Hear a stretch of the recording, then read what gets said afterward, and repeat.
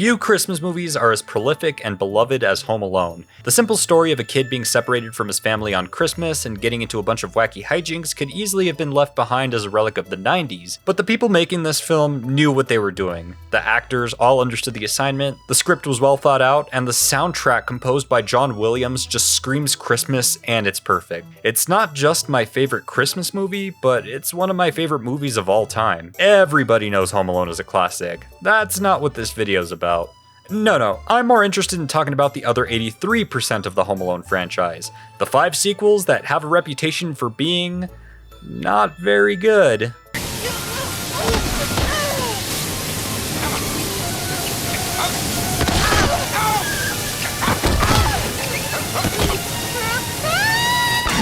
The sequels are pretty infamous for being watered-down retreads of the original film, and while some have managed to incorporate the occasional shake-up to the formula, those typically aren't enough to salvage a film that's pretty lackluster or mediocre. But still, the fact that they've attempted to do this at least 5 times is really interesting. Generally speaking, no one likes these movies, and yet name recognition is enough for them to keep greenlighting sequels. I'm of the opinion that these sequels are largely harmless. They're mostly set in their own continuities and don't really do anything to make the first 2 Home Alone films retroactively worse, but the sequels are here, and Home Sweet Home Alone, which came out this year, probably isn't going to be the last that we see of the franchise. So here's what we're going to do. If corporate Disney decides that they want to keep making these movies, then I want to do a little bit of an experiment and take a look at every single Home Alone film that we've gotten up to this point, pick out what works, and point out what doesn't work. After that, I want to take those good elements and put together a concept, or maybe a few concepts, for what a good Home Alone sequel could be.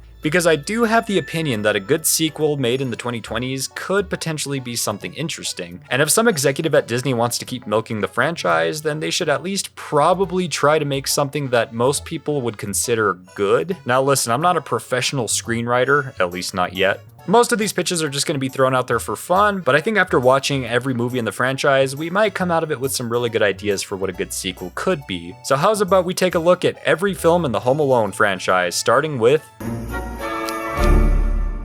Before we can talk about the sequels, it's important to establish the elements that all of the later films try to copy. I'll try to keep it brief. Upon rewatching the first film, which I do every Christmas anyway, here's a quick refresher. Home Alone 1, which released in November of 1990, focuses on a family the night before they leave for a Christmas trip to France. Main character Kevin McAllister, played by the one and only Macaulay Culkin, gets berated by his family and gets sent up to the attic to spend the night. The next day, everybody wakes up late and rushes to the airport, and in the chaos, they forget Kevin. The film is split between Kevin's wacky antics and the family trying to get back to Chicago to see him. Just as Christmas is fast approaching, Kevin learns that some robbers are trying to sneak into his home, so he sets a bunch of traps in self-defense. He successfully gets them captured by the police, and the next day everybody comes home and it's a happy Christmas. It's a simple story, but it works because every aspect of the filmmaking is firing on all cylinders. Character motivations are clear and make sense, with all the actors doing a fantastic job. Kevin is a little shit, but it's also understandable why he acts the way he does, and it's easy to relate to him given how everybody in his family is kind of a dick. Kevin, get upstairs right now. Why? Kevin, you're such a disease. Shut up. Kevin, upstairs.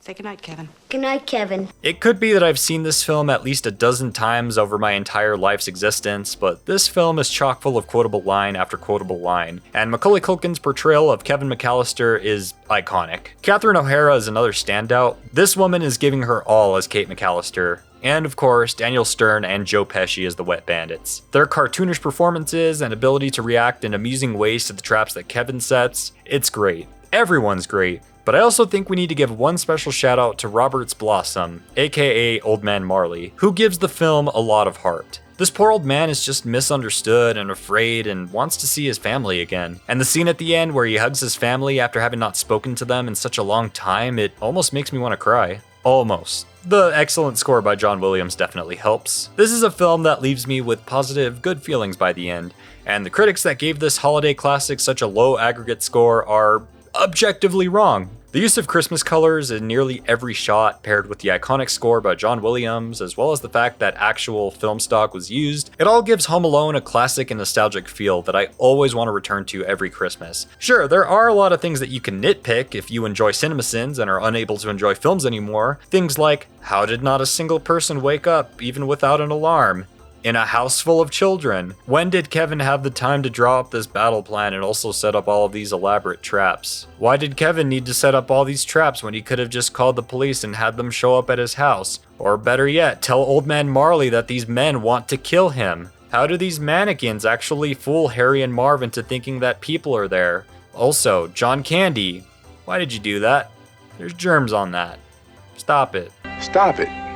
Get some help. While there are little things that you can nitpick, I think the script is tightly written overall. It all works, it all makes sense, and because of this, Home Alone is a classic and beloved film. The only real issue that I have with this movie comes down to the family themselves. Everybody is kind of an asshole and nobody really gets their comeuppance. They're all just a bit too mean, but we'll get more into that when we talk about Home Alone 2 Lost in Nueva York is a bit of a divisive sequel, but most fans generally seem to like it. When I was a kid, not only did I love it just as much as the first film, I actually liked it more. Over time, that opinion has shifted slightly, but I still have a lot of love for this movie. Looking at the two objectively, yeah, the first one's better, but there's still a lot of good in the sequel. So Kevin and his family have another argument, and Kevin's brother Buzz pulls a prank on him. What bothers me here is that the mom seems to have forgotten the lesson she learned at the end of the first film and blames Kevin again. You know, Kevin, last time we all tried to take a trip, we had a problem that started just like this. Yeah, with me getting crapped on. This time they end up having to rush to the airport once again, but hey, at least they bring Kevin this time. They make it to the airport, but Kevin, being a kid with a I must do this thing now mentality, gets separated, and because this is pre 9/11, he gets on the wrong plane. Now separated from his family, Kevin could easily do the right thing and tell this airline attendant that he's in the wrong place, and they could probably get this whole thing resolved in like 5 minutes, but instead he decides to set off on his own adventure. What follows is a journey throughout New York where every major beat from the first film happens again, right down to the misunderstood old person, scaring people with an old black and white film, setting traps for the wet bandits, and reuniting with his family in the end. Oh yeah, so the wet bandits, sorry, the sticky bandits, make their return from the first film. The fact that they met in Chicago and now Kevin's in New York and these bad guys also happen to be in New York, it's just a bit too much of a coincidence for me. With how massive the city is, they somehow managed to stumble upon Kevin and recognize him. This is more along the lines of nitpick territory, but it teeters on being valid criticism. Like, it didn't need to be these two again. We could have just gotten new villains that Kevin bumps into and decides that he needs to murder. But I'm also happy that these two came back because they're a lot of fun, and I can't really imagine this film without these two actors. Plus, we get the addition of the cast of characters at the hotel, namely National Treasure Tim Curry himself. And how are we this morning? Fine. Is my transportation here? Out in front, sir. A limousine and a pizza. Have a lovely day. I love this man. We get the return of an analog to Old Man Marley in the form of the bird lady from Central Park, and I like her just fine, but the scene at the end with Kevin and the turtle doves doesn't emotionally resonate with me as much as the scene at the end of the first film did. Like, in that first film, Kevin convinces Marley to talk to his family again, and because of that, he restores his broken relationship with his family and mends things with his son. At the end of this film, Kevin gives the bird lady a trinket and says that he'll never forget about her, which is sweet and all, but like, she's still out in the streets without a proper home while you're living it up in this luxury hotel. The rehashing of old ideas from the first film is a bit of a mixed bag. On one hand, certain repeats don't work as well or hit as hard as they did the first time around. We even get the whole, oh, well, we did it again kind of thing that's a bit of a trope at this point. The setting of New York and the lack of a house for Kevin to return to makes this feel a bit more like an adventure since Kevin's now out of his comfort zone. The gags are more frequent and a lot of the time they're kicked up to new levels of extremeness and comedic gold. And that extends to the traps in the last act of the film. In the first film, Kevin had to make sure that he could easily clean up the mess that was left behind by the traps, but here in this apartment, condo, whatever thing that's in the middle of renovation, owned by his relatives, Kevin can do whatever the hell he wants, and he kills Harry and Marv at least a few times.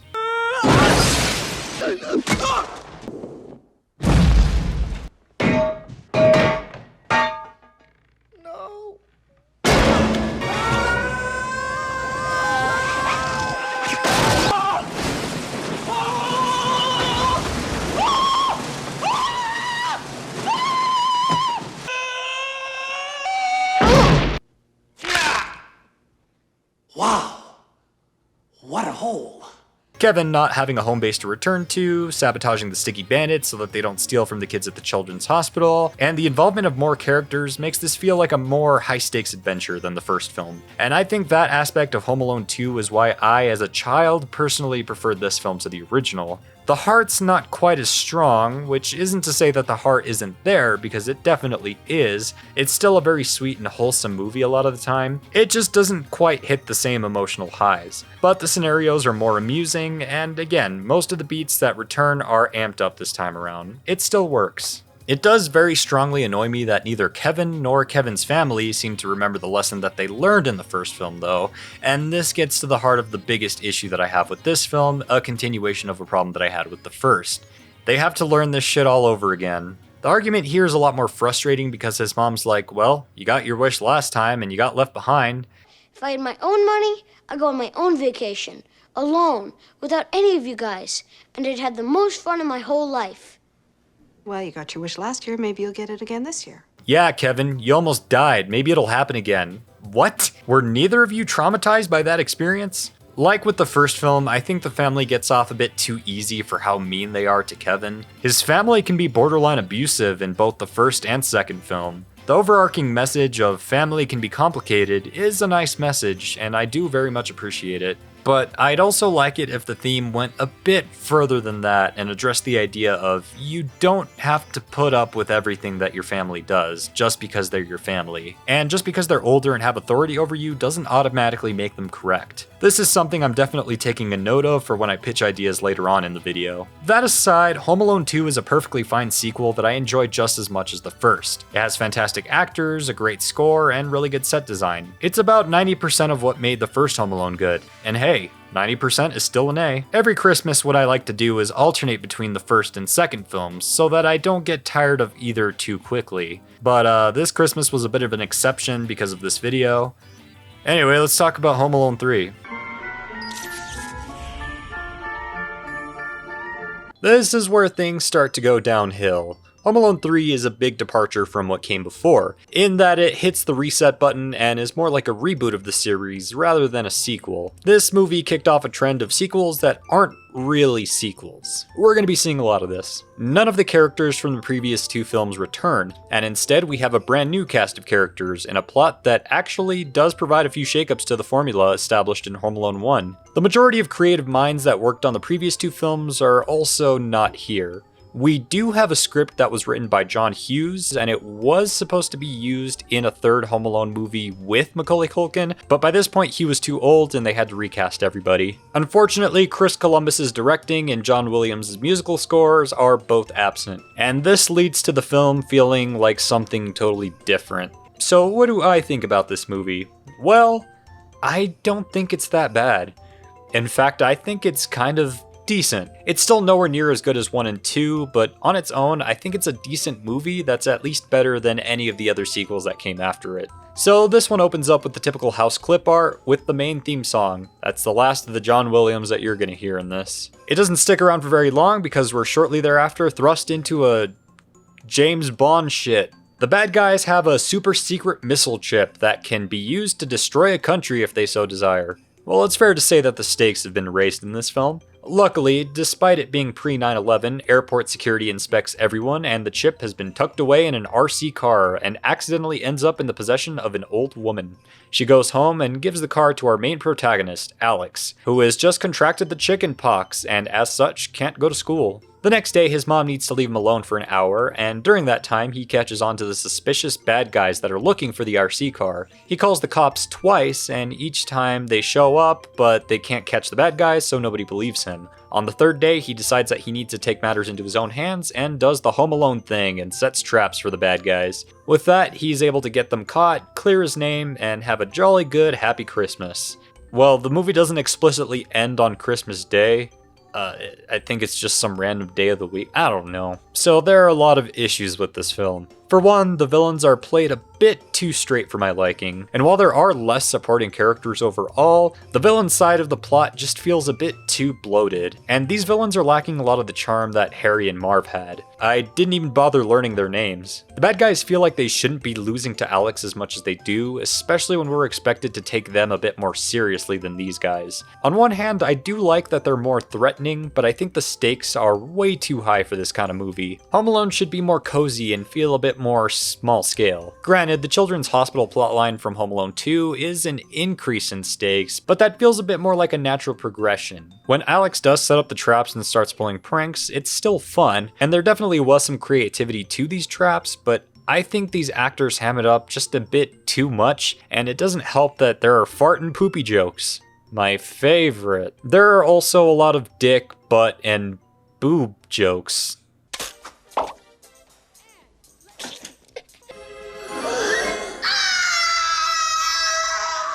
Alex slammed the toilet seat down on his thing again.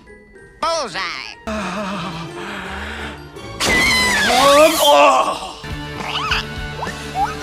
If those are real, I'm an eagle. You smacked my winky. The contrast between when the villains are acting serious and when they're being murdered is just a bit too extreme.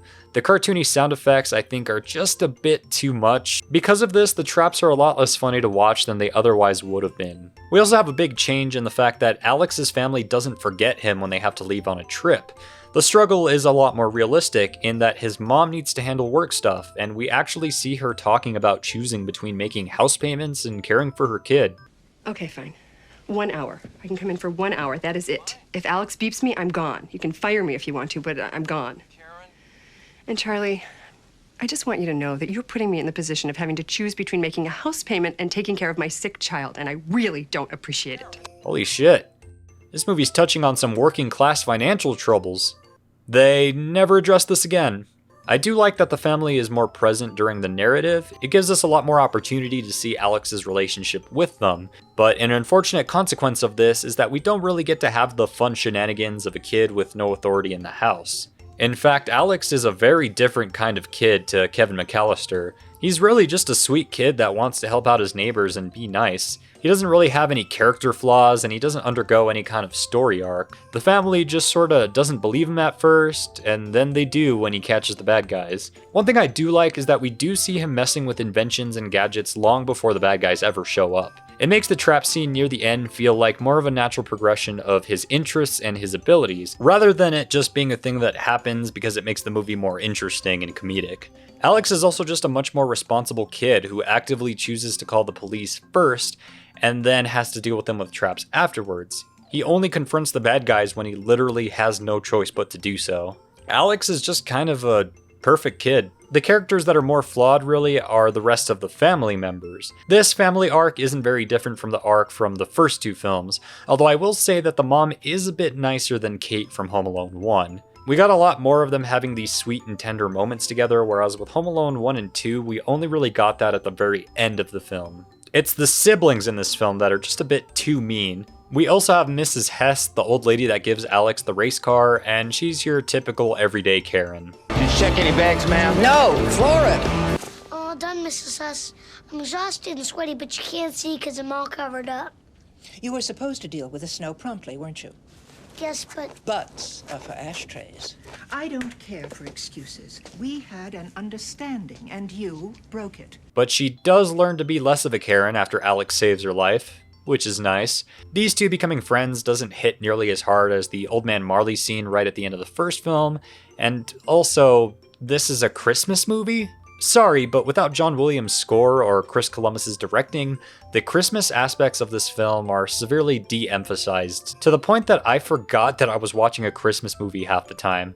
It doesn't even end on Christmas Day, at least not as far as I can tell. So that's most of what I don't like, but what do I like? While the film doesn't commit to it, I do like that the film at least addresses financial troubles. I like the scene where Alex's mom almost sets off a trap, so he has to convince her not to open this door. I thought that was kind of cute. As a character, I do really enjoy Alex. I think he should have been a bit more flawed, but he is definitely very likable. While his mom being around does make the threat feel a bit less threatening, this feels more realistic and like a more significant shakeup to the overall Home Alone formula. And the traps feel a lot more justified. It makes a lot more sense why the protagonist decides that he needs to use traps because there's literally nothing else he can do. The police won't believe him. All the stuff pertaining to the villains and their plot is pretty dumb, and the creators really jumped the shark with that one, but I think with some revisions, this could have been a fun reimagining of the Home Alone concept. There are a lot of good ideas here that we could draw from once I start pitching things later on in the video. I'd go as far as to say that this is a decent film. You obviously don't need to watch Home Alones 1 or 2 to enjoy this, it's its own standalone thing. And as a standalone thing, it's alright. Yeah, that's something I can't say about the next 3 movies. Home Alone 4 is pretty miserable. We've hit a new low with the Home Alone franchise, and I don't want to spend too much time talking about this particular film, but we need to be thorough, so here we go. Home Alone 4 is a pseudo-sequel to the first 2 films where we get the return of almost every major character, except they're all played by different actors. And they acknowledge the events of the first film having happened, but everything is different. And this isn't their house, and this isn't Kevin, and it's a direct-to-TV film with direct-to-TV production value.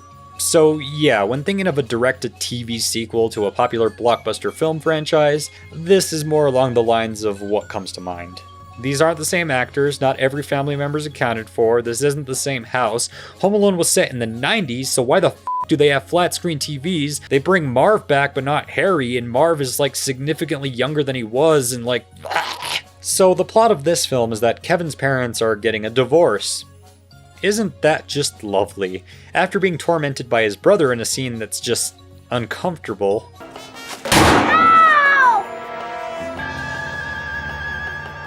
Kevin decides to spend Christmas with his dad and his girlfriend, so Kevin starts staying over in this literal mansion, complete with a bedroom that has a TV designed by a boomer who has no understanding of how technology works. While he's living it up in the mansion, he learns that Marv, that Marv, is back. And again, we don't get Harry, but we get Marv's wife? Her name's Vera. Aloe Vera? Her name's Aloe Vera. She's basically just another Marv. Before we had the straight man with Harry and Marv being the goofy goofball, but now we just have 2 of the same character. And their over-the-top acting is just dumb. No, it can't be.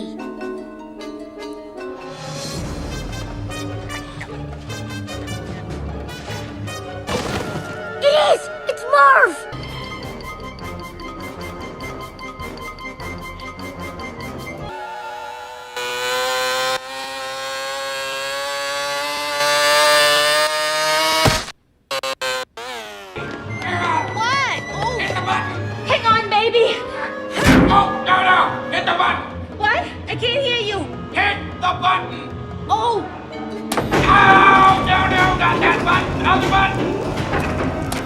So basically they're trying to enact a plan to kidnap some prince or whatever, because I guess this lady knows a prince and whatever. By the end of the film, Kevin foils their plan and shows his father the true meaning of Christmas.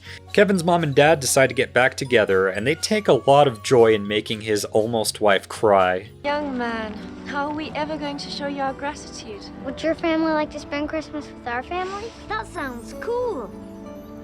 Is that okay? Yes. You're going to be with them? Today? On Christmas?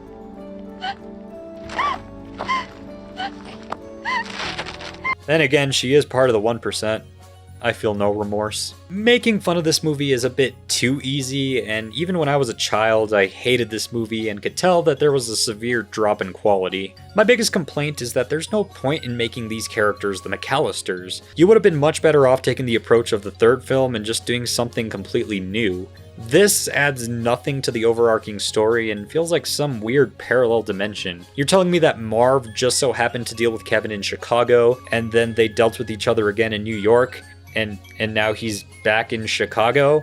Or are we pretending that Home Alone 2 doesn't exist and that those events didn't happen? The flow of the plot is a bit more like Home Alone 3, where Kevin isn't abandoned on a trip, but is instead left alone for extended periods of time as he tries to stop the bad guys and gets in trouble when things don't go his way. Getting back to the subject of villains, we also get a twist villain, but I wasn't particularly wowed by this character reveal, and she's also just not very intimidating. In fact, the stakes of this film just aren't there. I mean, yeah, there's the threat of kidnapping a prince, but like, I don't know anything about this character. I don't care. Other than that plotline, divorce, and the mansion setting, nothing else in this film really feels original. And it's a pretty run-of-the-mill story that feels very little like a Home Alone movie until Kevin starts setting traps. They really lean into the idea of this being a smart house and how it's got all this advanced technology and you can do all these really cool things, but I don't know, man, these traps just feel so weak. The scene where Kevin sets up the traps is just bland because it doesn't have any good music to go with it. This gets to the other big issue, which is the fact that this was a straight-to-TV movie, and the production value not only takes a hit, but so does the filmmaking itself. The cinematography is obnoxious. The editing is obnoxious. The fucking music especially is very goddamn obnoxious. What fun it is to ride and sing a sleighing song tonight. Oh, jingle bells, jingle all the way. Look, I'm trying to find something positive to say about all of these movies, but there's really not a lot here that I find compelling. I guess the idea of a mansion tricked out with advanced technology is really cool, but the smart house aspect was handled by somebody who knows nothing about technology. Yeah, that's all I really have or want to say about this movie, so let's keep this party going and talk about... So Home Alones 1 through 4 I saw at a very young age, but Home Alone 5 I didn't watch until I was in the process of making this video, and Home Alone 5, The Holiday Heist, is just kind of boring.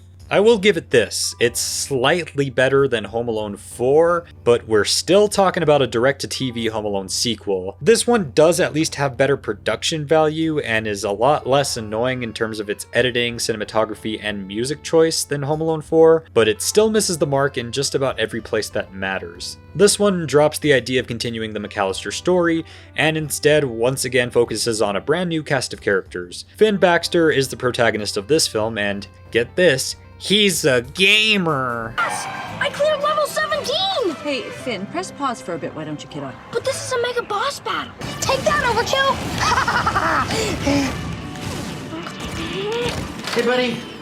Oh, games already? I was kind of hoping you might want to explore the new house with me. Maybe you could come over to my place for video games. I have Robo Infantry 3. It has multiplayer. That's like his one personality trait. So his family has just recently moved to a new home in a new town, and this is just the setup of 80% of live-action kids films. So while here, the family is having a hard time getting along and adjusting to this new place, and Finn also happens to think that the house is haunted because a local kid said so. All Finn wants to do is be an epic gamer, but his parents keep talking about the great outdoors or whatever. I've never heard of that. After getting into a fight and having this long discussion, in a bout of frustration, both of the parents leave to go to some party and intentionally leave the kids home alone because they think it'll teach them responsibility or something. While this is happening, we touch base on our three antagonists who are trying to break into the house and steal some painting that's apparently worth a lot of money. His sister gets locked in the basement, so he decides to consult his gaming buddy, who inspires him to booby-trap the house, and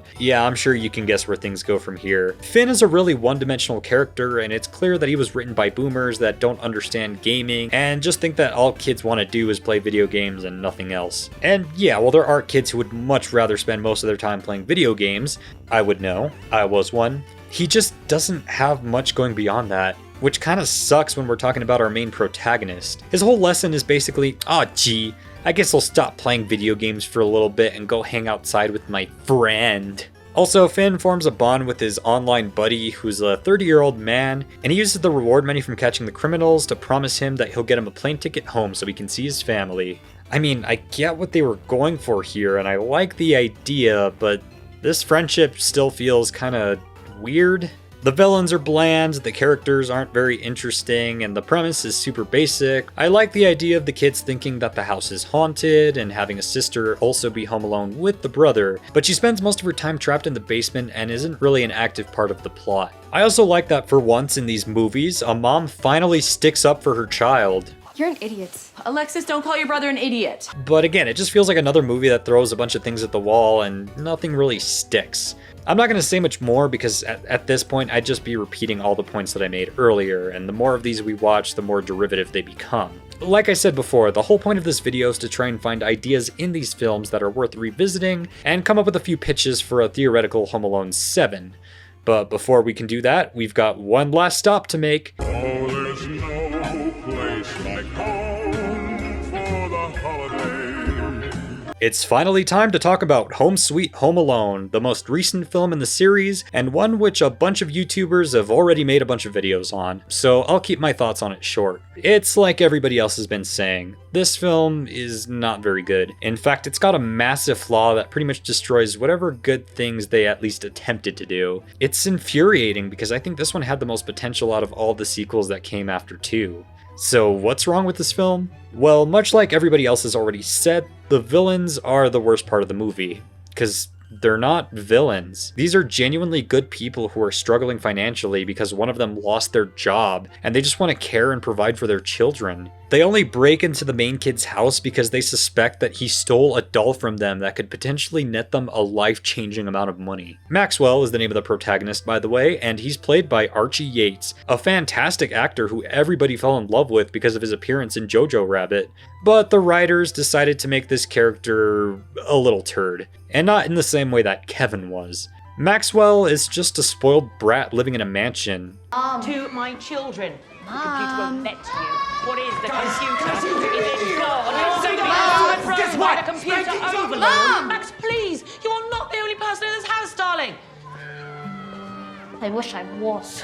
His family's not really all that mean to him, at least nowhere near as mean as Kevin McAllister's family was to him. This kid is just constantly bitching and complaining, and he also torments Pam and Jeff, the only two likable characters in the entire film who, again, are just trying to retrieve what rightfully belongs to them. Granted, Maxwell does mistakenly hear them out of context and does believe that they want to kidnap him, so he does have a reason for acting this way. He is just acting in self-defense.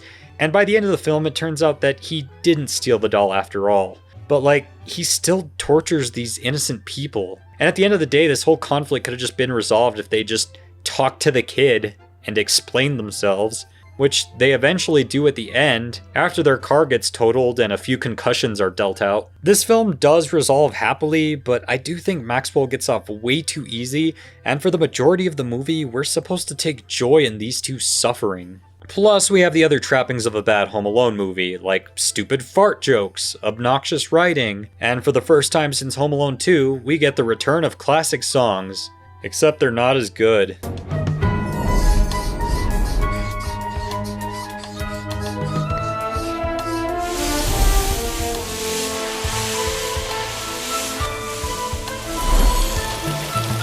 Yeah, the instrumentation is a part of it, but the score just doesn't hit as hard when the characters and their motivations just aren't as good. I could keep going, but like I said, there are a lot of other really good videos out there talking about the many issues with this film, and I'm trying to look for good stuff. So here's what I got. The idea of having a role reversal where the adults are the good guys and the child is the bad guy could be a really interesting shakeup. But that would also be really extremely difficult to do, and I don't see any scenario where the adults can pull pranks successfully on a child and it doesn't just feel wrong. And besides, I still think Home Alone should be told from the perspective of a child, about their wonder and their love for the holiday, the joys of freedom, and the fear that comes with that. It's a parallel with the idea of growing up and how growing up comes with freedoms that you aren't awarded as a child, but it can also be scary and really challenging. At least that's what I get out of the majority of Home Alone films. I thought it was interesting seeing this film loosely attempt to realistically allow this scenario to play out in 2021. It didn't work though. Another thing that I think could have been interesting is this scene right here. I like this line where Maxwell's mom is talking about their family and how much they can suck and how she has to tolerate them. Exactly, and Christmas is all about spending time with family. Even if everything they do makes you anxious, furious and insane. Because that is the meaning of Christmas.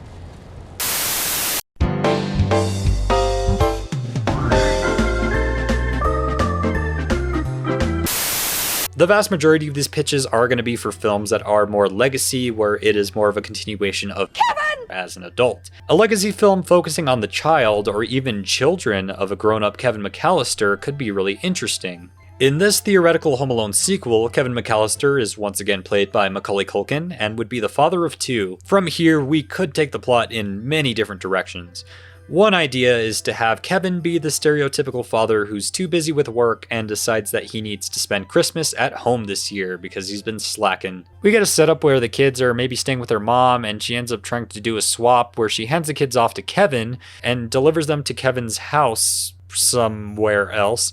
But Kevin is caught in a blizzard or something, maybe the wet bandits return, and there you go. Point is, what was supposed to be a couple of hours home alone turns into a few days home alone because Kevin no longer has a cell phone, he's trapped, something's going on. This plot focuses on the wet bandits trying to get revenge on Kevin by exacting their revenge on Kevin's children. And we see the two siblings needing to work together to confront the new threat. All the while, Kevin and his wife are trying to get back home to see the kids. There are a few things that I don't quite like about the direction of this story, but I do think this is a good jumping off point. This is a good first draft of a theoretical script, and it could be used to flesh out the characters and create some more conflict. I particularly like the idea of a pair of siblings who argue and bicker, needing to work together to keep the house safe. Alternatively, we could also focus on a pair of siblings that do get along, but they don't quite get along so good with their parents. We could also go the route of having the parents be divorced, but it's usually not a lot of fun and it has to be handled very well.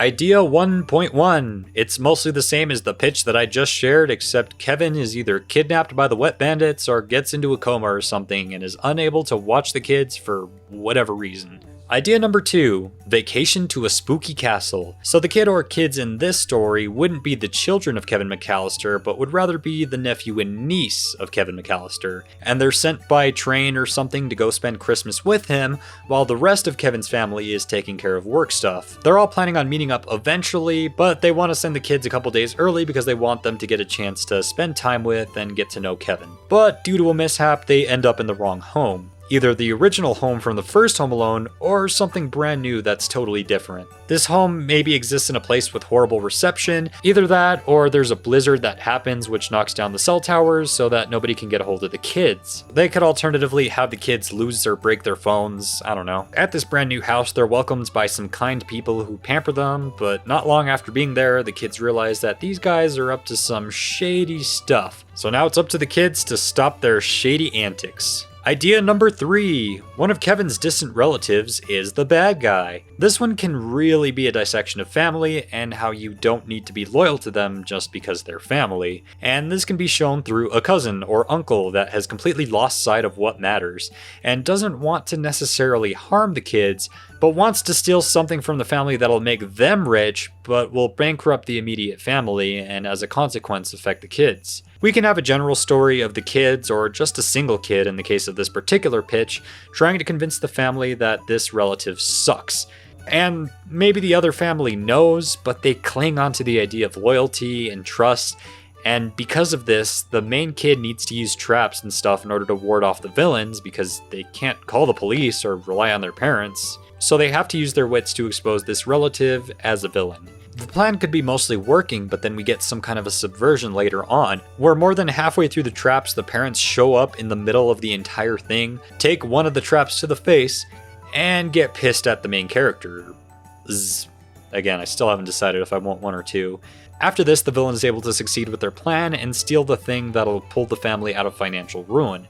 So with this, the kids decide to sneak out of the house and invade the villain's house, or lair, or wherever they are, and have to avoid traps themselves, both using their wits and intelligence to navigate this area. In the end, they prove themselves right and regain the trust of their parents, teaching them to let go of loyalty to abusive family members. Idea number 4, have the kids be adopted by a different family and have their biological parents be the villains. Maybe the villains want to take the kids back because the kids are useful for fitting into small places when they're trying to rob other people, and the kids no longer want to live a life of crime. I think there are a ton of different directions that you could go with this plotline. I really like it personally, and this might be my favorite out of all of the pitches so far. But we have one more pitch, and that's pitch number 5.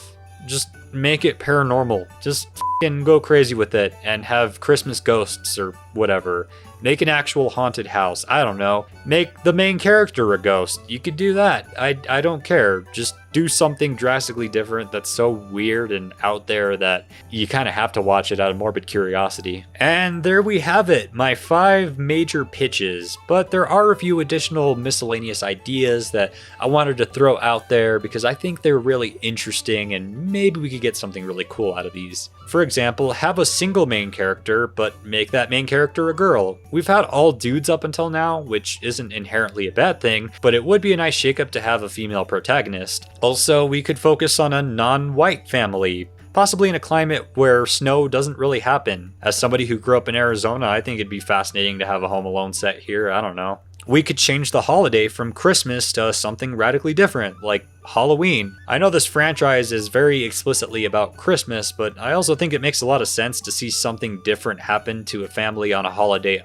other than Christmas. I think this could also pair really nicely with the idea of a spooky castle. And finally, we could reboot the franchise once again with different characters, once again set in the 90s. These are just my ideas, and sure, not all of them are great, but hopefully if an executive from Disney is somehow watching this, maybe take some of these into consideration so you could do something more interesting with the next film. I'm not sure if any one of them is the ideal sequel, but I do think that hidden among this mess of pitch ideas is the potential for a script that could be something truly great. If you have any pitches of your own, I'd love to see what you all come up with in the comments down below. Merry Christmas, you filthy animals, if you celebrate Christmas, and happy holidays to everybody else.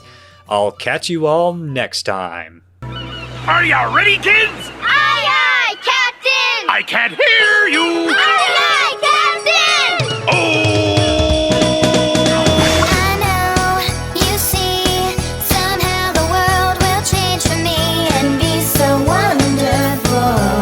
Coming up on Nick, it's iCarly. Live life, breathe air. I know somehow we're gonna get there and feel so wonderful. Absorbent and yellow and porous is he! SpongeBob SquarePants! If nautical nonsense be something you wish,